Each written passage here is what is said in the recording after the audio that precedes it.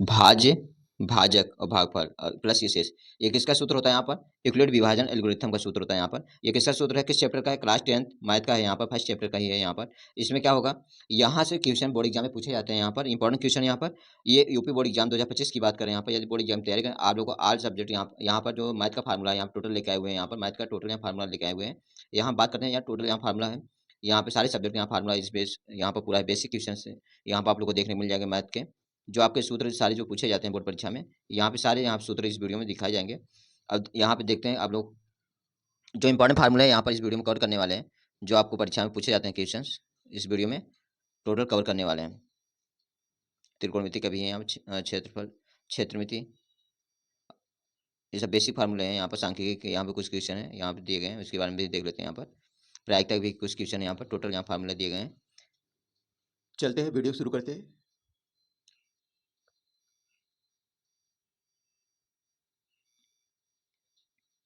और यहाँ पर जो क्वेश्चन दिए गए हैं यहाँ पर इंपॉर्टेंट फार्मूला है यहाँ पर,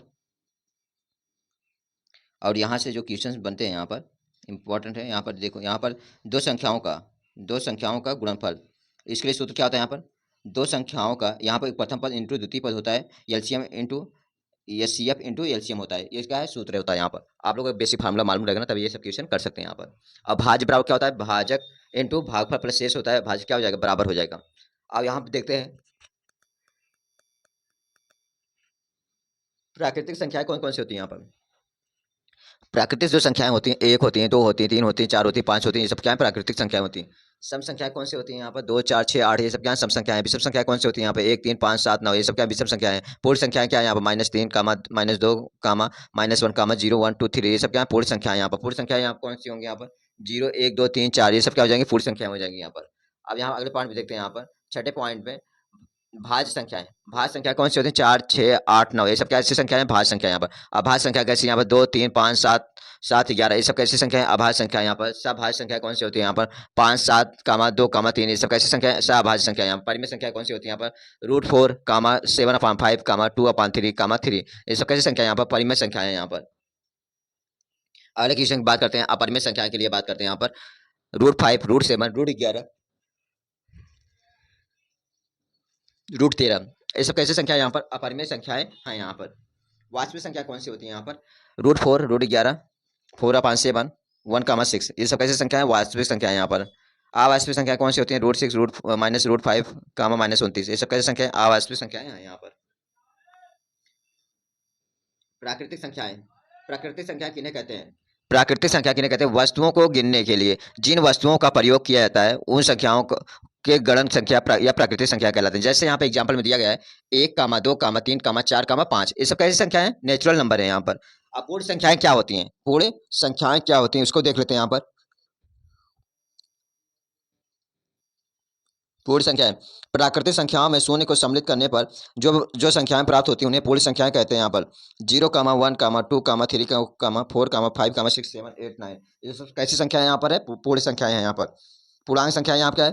प्रकृति में संख्याओं में शून्य एवं ऋणात्मक संख्याओं को भी सम्मिलित करने पर जो संख्याएं प्राप्त होती है उन्हें पूर्णांक संख्याएं कहते हैं यहाँ पर। -3 कामा 2 कामा -1 0 कामा 2 कामा 3, ये सब कैसी संख्या है यहाँ पर? पूर्णांक की संख्याएं हैं यहाँ पर। यहाँ बात करते हैं सम संख्याएं कौन सी होती हैं यहाँ पर। सम संख्याएं में वे संख्याएं जो पूर्णतः 2 से विभाजित हो जाती हैं उन्हें क्या कहते हैं? सम संख्याएं कहते हैं यहाँ पर। जैसे 2 कामा 4 कामा 8 कामा 6 कामा 26, ये सब कैसी संख्याएं हैं? सम संख्याएं यहाँ पर। बात करते हैं विषम संख्या कौन सी होती है यहाँ पर। विषम संख्या की यहाँ बात करें, यहाँ पर वे संख्याएं जो पूर्णतः 2 से विभाजित नहीं होती हैं उन्हें क्या कहते हैं? विषम संख्याएं कहते हैं। जैसे यहाँ पर 1 कामा 3 कामा 5 कामा 11 कामा 17 कामा 19, ये सब कैसी संख्या है? विषम संख्या है यहाँ पर। अब यहाँ कुछ और सूत्र दिए गए हैं यहाँ पर। अभाज्य संख्याएं कौन सी होती हैं यहाँ पर? अभाज्य संख्याएं वे संख्या जो स्वयं से एक के अतिरिक्त किसी अन्य संख्या से विभाजित नहीं हो उन्हें क्या कहते हैं? अभाज्य संख्या कहते हैं। जैसे यहाँ पर 2 3 5 2 3 7 11 13 और 17 आदि क्या है? अभाज्य संख्या है यहाँ पर। अब यहाँ से क्या होगा? एक विशेष संख्या है जो जो ना तो अभाज्य संख्या है और ना ही भाज्य संख्या है यहाँ पर। इसके बारे में बताया गया है। भाज्य संख्या कौन सी होती है यहाँ पर? वे संख्याएं जो स्वयं से एक के अतिरिक्त अन्य किसी संख्या से पूर्णतः विभाजित नहीं होती उसे क्या कहते हैं? भाज्य संख्या कहते हैं। जैसे 4 6 8 9 10, ये सब कैसी संख्या है? भाज्य संख्या है।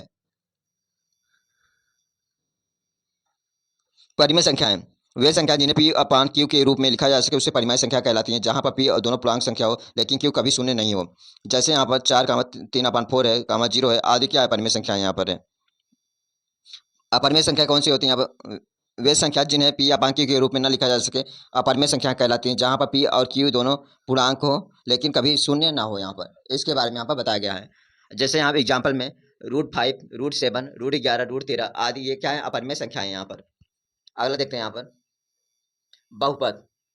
बहुपद क्या होता है यहाँ पर, ए कामा जीरो यहाँ plus A1 yes plus A2 yes square plus यहाँ पर A1 यस पावर n के रूप में रहने के लिए यहाँ व्यंजक को बहुपद कहते हैं यहाँ पर। और यहाँ पर दिया गया है बहुपद की, बहुपद का घात, बहुपदों के चर का महत्व घात बहुपद का घात कहलाता है यहाँ पर। जैसे यहाँ पर 3s² + 4 में रखे घात 2 है, इसलिए द्विघात बहुपद कहते हैं यहाँ पर।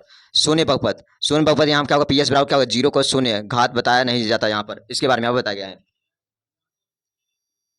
अचर बहुपद, अचर बहुपद में यहाँ क्या है, अचर जहाँ पे वास्तविक संख्या है जिससे अचर बहुपद कहते हैं, जिसकी घात यहाँ पर शून्य होती है। यहाँ पर यहाँ PS बराबर क्या हो जाएगा 4 या PS बराबर क्या हो जाएगा 9 हो जाएगा यहाँ पर।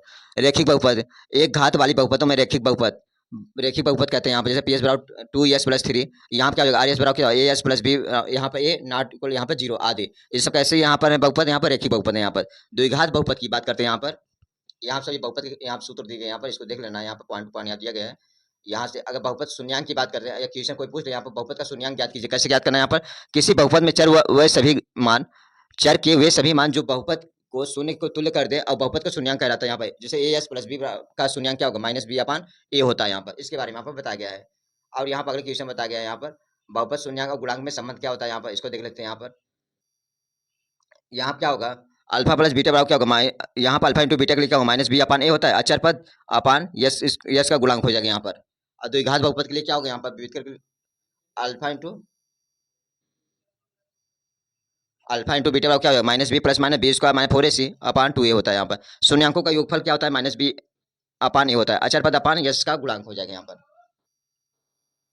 अचर पद अपान यस का गुणांक हो जाएगा। और शून्यांकों का गुणनफल क्या होगा यहाँ पर, अचर पद अपान यस का गुणांक हो जाएगा यहाँ पर। इसके लिए सूत्र क्या होगा यहाँ पर, ए क्वेश्चन में क्या हो जाएगा x - अल्फा, दूसरे क्वेश्चन में क्या हो जाएगा x - बीटा हो जाएगा यहाँ पर। PS बराबर क्या होगा AS³ + BS² + CS + D बराबर A नॉट इक्वल यहाँ पर 0 हो जाएगा।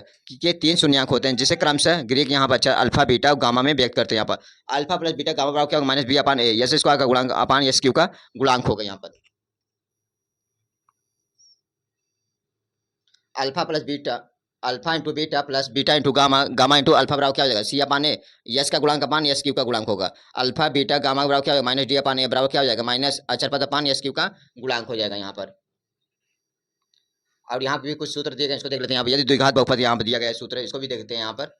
S² + B S + C बराबर शून्यांक के अल्फा और बीटा हो तो क्या हो जाएगा, अल्फा प्लस बीटा बराबर क्या -B/A, अल्फा इंटू बीटा बराबर क्या C/A, अल्फा इंटू बीटा का त्रिघात बहुपद क्या AS³ + BS² + CS + D बराबर 0 के शून्यांक हो तो क्या हो जाएगा, अल्फा प्लस बीटा गामा बराबर क्या -B/A, alpha into beta plus beta into gamma plus gamma into alpha बराबर क्या C/A। ये सब क्या बेसिक फार्मूला यहाँ पे आप लोग क्या होना चाहिए, मालूम होना चाहिए। अल्फा इंटू बीटा गामा बराबर क्या -D/A, ये सब क्या सूत्र बेसिक आप लोग मालूम होना चाहिए।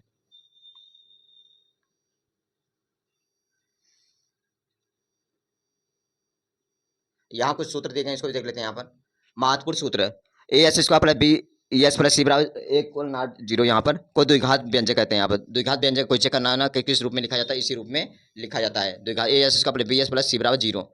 और यहाँ क्या कह रहा है, द्विघात समीकरण किसे कहते हैं, यहाँ पर AS² + BS, यहाँ क्या हो जाएगा BS, यहाँ क्या होगा BS + C बराबर 0 को द्विघात समीकरण कहते हैं। AS² + BS + C बराबर 0 तो विविध कर इसका क्या हो जाएगा D बराबर क्या होगा B² - 4AC होगा यहाँ पर। यहाँ क्या हो जाएगा, चौथे सूत्र में क्या हो जाएगा, यहाँ पे AS² + BS + C बराबर 0 के मूल क्या हो जाएंगे, यहाँ पर -B + रूट में B² - 4AC अपान 2A हो जाएगा यहाँ पर, कामा -B + रूट में B² - 4AC अपान 2A हो जाएगा यहाँ पर। मूलों का योगफल अल्फा प्लस बीटा बराबर क्या हो जाएगा, -B/A बराबर क्या हो जाएगा -S का गुणांक अपान S² का गुणांक हो जाएगा। यहाँ पे बेसिक सूत्र दिया गया यहाँ पर। मूलों का गुणनफल अल्फा इंटू बीटा बराबर क्या होगा C/A, अचर पद अपान क्या हो जाएगा यहाँ पर S² का गुणांक हो जाएगा। द्विघात समीकरण के लिए क्या होगा यहाँ पर S² minus alpha plus beta into x plus alpha into beta बराबर 0 हो जाएगा। मूलों की प्रकृति क्या हो जाएगा यहाँ पर, जब यहाँ पर विविध का बराबर यहाँ D बराबर हो जाएगा, नॉट इक्वल यहाँ पर ग्रेटर देन 0 हो तो मूल काल्पनिक होता है यहाँ पर। जब यहाँ पर D बराबर 0 हो तो मूल क्या होंगे, वास्तविक और असमान होंगे। यहाँ पर D बराबर यहाँ पर क्या होगा, D अगर बड़ा होगा और 0 छोटा होगा क्या हो जाएगा, इसका वैल्यू जो होगा वास्तविक और असमान होगा यहाँ पर। इसके बारे में आप बताया गया है। और समांतर श्रेणी के लिए जो इंपॉर्टेंट फार्मूला होता है यहाँ पर 11वां पद के लिए, यहाँ पर TN बराबर भी लिख सकते हैं। TN बराबर क्या हो जाएगा A + N - n minus one into D हो जाएगा यहाँ पर सूत्र n पद के लिए। यदि किसी समांतर श्रेणी का प्रथम पद a और सर्वांतर d हो तो इसके लिए क्या फार्मूला बनेगा यहाँ पर टी एन बराबर a plus n minus one into D होगा यहाँ पे बेसिक सूत्र है। यहाँ पर आप लोग देख लीजिएगा यहाँ पर समांतर श्रेणी के प्रथम n पदों का योग, इसके लिए सूत्र क्या होगा यस बराबर n बाई टू कोष्टक 2a plus n minus one into D. यहाँ बेसिक सूत्र दिया गया है। यहाँ हम कोड का चिन्ह दिएगा, प्रथम पद में क्या रहेगा यहाँ पर प्लस प्लस, द्वितीय पद में क्या रहेगा माइनस प्लस, तृतीय में क्या रहेगा माइनस माइनस, चतुर्थ में क्या रहेगा प्लस माइनस। त्रिभुज का केंद्र के लिए सूत्र क्या होता है यहाँ पर x1 plus x2 plus x3 अपान 3 हो जाएगा। अब कामा देखिए यहाँ पर y1 plus y2 plus y3 के लिए क्या हो जाएगा अपान 3 होता है यहाँ पर त्रिभुज का केंद्र के लिए। और यहाँ बात करते हैं, यहाँ दो बिंदु दिया रहे यहाँ पर x1 कामा y1 और x2 कामा y2 के बीच की दूरी क्या हो जाएगा यहाँ पर x2 माइनस x1 का whole square plus y2 minus y1 का होल स्क्वायर हो जाएगा यहाँ पर। और यहाँ बात करते हैं यहाँ p x कामा y की मूल बिंदु की दूरी क्या हो जाएगा, रोड में s square plus y square होता है यहाँ पर। यहाँ बिंदु दिए गए यहाँ पर अंतर विभाजन के लिए सूत्र क्या होता है यहाँ पर m1 s2 plus m2 s1 अपान m1 प्लस m2 कामा m1 y2 plus m2 y1 अपान m1 प्लस m2। अब यहाँ बेसिक सूत्र में यहाँ क्या दिया गया है यहाँ पर p x1 कामा y1 और यहाँ पर q s2 कामा y2 को जोड़ने वाली यहाँ पर रेखाखंड pq के मध्य के यहाँ क्या बनेगा यहाँ पर x1 प्लस s2 अपान क्या हो जाएगा 2 हो जाएगा, y1 प्लस y2 अपान 2 होते हैं यहाँ पर। इसके बारे में यहाँ पर बताया गया है यहाँ पर चौथे सूत्र में। और यहाँ पांचवें सूत्र में हम बात करते हैं यहाँ क्या हो जाएगा बिंदु x1 कामा y1 s2 कामा y2 और s3 कामा y3 को बनने वाले त्रिभुज का क्षेत्रफल क्या हो जाएगा यहाँ पर 1/2 x1 y2 माइनस y3 यहाँ कोष्टक में plus s2 y3 minus y1 का कोष्टक में plus s3 y1 minus y2 कोष्टक में, कोष्टक बंद यहाँ पर। Sine square theta plus cos square theta का वैल्यू कितना होता है 1 होता है। Sec square theta minus tan square theta का वैल्यू कितना होता है 1 होता है। Cosec square theta minus cot square theta का वैल्यू कितना होता है 1 होता है। टेन थीटा बराबर कितना हो जाएगा sine theta upon cos theta हो जाएगा। कॉट थीटा बराबर क्या हो जाएगा कॉस अपान साइन थीटा हो जाएगा। Sine theta into cosec theta का वैल्यू कितना होता है 1 होता है। Cos theta into sec theta का वैल्यू कितना होता है यहाँ पर 1 होता है। Tan theta into cot theta का वैल्यू कितना होता है यहाँ पर 1 होता है यहाँ पर। और साइन 90 माइनस थीटा क्या होता है यहाँ पर कॉस थीटा होता है। कॉस 90 माइनस थीटा क्या होता है साइन थीटा होता है। टेन 90 माइनस थीटा क्या होता है कॉट थीटा होता है। कॉट 90 माइनस थीटा क्या होता है टेन थीटा होता है। सेक 90 माइनस थीटा क्या होता है कॉसेक थीटा होता है यहाँ पर। बेसिक आप लोग मालूम होना चाहिए। कॉसेक 90 माइनस थीटा क्या होता है सेक थीटा होता है यहाँ पर। साइन थीटा पर लंबापन कड़ होता है। कॉस थीटा पर क्या होता है यहाँ पर आधार अपान कड़ होता है। टेन थीटा पर क्या होता है लंबापन आधार होता है। कॉट थीटा पर क्या होता है आधार अपान लंब होता है। कॉसेक थीटा पर क्या होता है कड़ अपान आधार होता है। कॉसेक थीटा पर क्या कड़ अपान आधार होता है, कड़ अपान लंब होगा। और यहाँ कुछ भी बेसिक यहाँ नीचे कुछ दिया गया है sign theta into cosec theta का वैल्यू कितना होता है 1 होता है। Sign theta into cosec theta का वैल्यू 1। साइन थीटा क्या लिख सकते हैं 1 अपान कॉसेक थीटा लिख सकते हैं। कॉसेक थीटा का क्या होता है 1 अपान साइन थीटा होता है। यहाँ बात करते हैं cos theta into sec theta का वैल्यू कितना होता है यहाँ पर 1 होता है। Cos theta into sec theta का वैल्यू कितना होता है 1 होता है। कॉस थीटा बराबर क्या होगा 1 अपान सेक थीटा होता है यहाँ पर। सेक थीटा क्या होगा 1 अपान कॉस थीटा होगा। और tan theta into cot theta का वैल्यू कितना होगा 1 होगा। Tan theta into cot theta का वैल्यू कितना होगा यहाँ पर 1। टेन थीटा बराबर क्या होगा 1 अपान कॉट थीटा होगा। कॉट थीटा बराबर क्या होगा 1 अपान टेन थीटा होगा। Sign square theta plus cos square theta का वैल्यू कितना 1 होगा। और साइन स्क्वायर थीटा का वैल्यू कितना होगा 1 माइनस कॉस स्क्वायर थीटा होगा। कॉस स्क्वायर थीटा का वैल्यू कितना निकलेगा 1 माइनस साइन स्क्वायर थीटा होगा। और यदि हम बात करते हैं साइन स्क्वायर थीटा क्या होगा रोड में 1 माइनस कॉस स्क्वायर थीटा होगा यहाँ पर। और cos square theta cos theta कितना होगा रोड में 1 माइनस साइन स्क्वायर थीटा होगा यहाँ पर। अब बात करते हैं sec square theta minus tan square theta value कितना होता है 1 होता है। और sec square theta minus tan square theta value कितना होगा 1 होगा। अब बात करते हैं सेक स्क्वायर थीटा वैल्यू कितना हो जाएगा यहाँ माइनस बराबर इस पर क्या होगा प्लस हो जाएगा 1 प्लस टेन स्क्वायर थीटा होगा यहाँ पर। यहाँ सेक थीटा बराबर निकालेंगे road 1 plus ten square theta होगा। टेन स्क्वायर थीटा की बात करते हैं यहाँ पर सेक स्क्वायर थीटा माइनस 1 होगा यहाँ पर। टेन थीटा बराबर कितना हो जाएगा रोड में सेक स्क्वायर थीटा माइनस 1 हो जाएगा। Cosec square theta minus tan square cot square theta value कितना होता है 1 होता है। और कॉसेक स्क्वायर थीटा बराबर क्या होगा 1 plus cot square theta. Cosec theta बराबर क्या होगा रोड में यहाँ पर 1 प्लस कॉट स्क्वायर थीटा होगा यहाँ पर।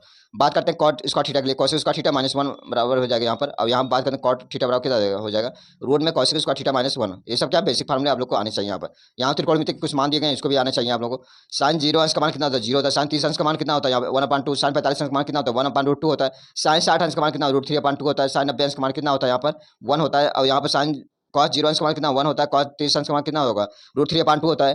कॉस 45 अंश का मान कितना 1/√2 होता है। कॉस 45 अंश का मान कितना हो जाएगा यहाँ पर 1/√2। कॉस 60 अंश का 1/2 और कॉस 90 अंश का मान कितना हो जाएगा 0 हो जाएगा। अब बात करते हैं टेन 90 अंश का मान कितना हो जाएगा 0 हो जाएगा। टेन 30 अंश का मान कितना हो जाएगा 1/√3। कॉट 45 अंश का मान 1 हो जाएगा। कॉट यहाँ 60 अंश का मान कितना हो जाएगा यहाँ पर √3 हो जाएगा। कॉट 90 अंश का मान कितना हो जाएगा इन्फिनिटी हो जाएगा।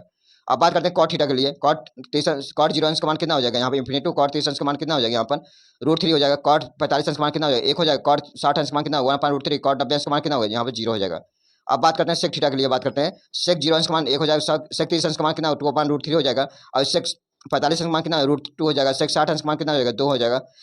और सेक 90 अंश का मान कितना हो जाएगा इन्फिनाइट हो जाएगा। कॉसेक 0 अंश का मान कितना इन्फिनाइट। सेक कॉसेक 30 अंश का मान 2 हो जाएगा। कॉसेक कोशेक यहाँ पे 60 कोशेक 45 अंश का मान कितना होगा √2 हो जाएगा। कोशेक 60 अंश का मान कितना हो जाएगा यहाँ पर 2/√3 हो जाएगा। कोशेक 90 अंश का मान कितना हो जाएगा यहाँ पर 1। ये सब क्या है आप लोग बेसिक फार्मूले आप लोग को याद होना चाहिए, तभी आप लोग क्वेश्चन को अटेम्प्ट कर सकते हैं यहाँ पर। यहाँ पर उसके शंकु का आयतन, बेलक आयतन, गोले का आयतन, यहाँ वक्र पे सारे दिए गए यहाँ फार्मूले आप लोग उसको देख के याद कर लीजिएगा, जहाँ ना समय पूछ लीजिएगा। यहाँ आप जानते हुए क्वेश्चन दिए गए यहाँ पर, इसको भी क्या करना है यहाँ पर। यदि हीरोइन का सूत्र पूछ ले, त्रिभुज क्षेत्रफल सूत्र पूछ ले, क्या होगा यहाँ पर रूट में x minus A, x minus B, x minus A, ये सब क्या सूत्र है यहाँ पर। यस बराबर क्या होगा ए प्लस बी प्लस सी बराबर अपान कितना हो जाएगा 2, ये क्या है इसके लिए यहाँ सूत्र है यहाँ पर। अब यहाँ क्या हो जाएगा समलत सम चतुर्भुज का क्षेत्रफल क्या होगा 1/2 गुणते यहाँ पर विकर्ण का गुणनफल, इसके लिए सूत्र यहाँ पर समलग्न चतुर्भुज का क्षेत्रफल 1/2 समांतर भुजाओं का योग इंटू उनके बीच की दूरी, इसके बारे में यहाँ पर बताया गया है। वृत्त की परिधि क्या होती है 2πr, वृत्त का क्षेत्रफल क्या होता है पाई आर स्क्वायर, त्रिज्यखंड की चाप की लंबाई कितनी होती है यहाँ पर यल बराबर होता है पाई आर थीटा अपान 180 अंश।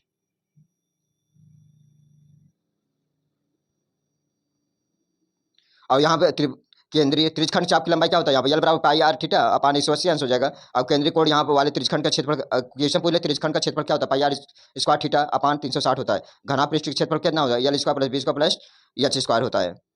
ये सब क्या है बेसिक सांख्यिकी, यहाँ माध्यमाधिक बहुलक निकालेंगे सूत्र यहाँ पर काल्पनिक है।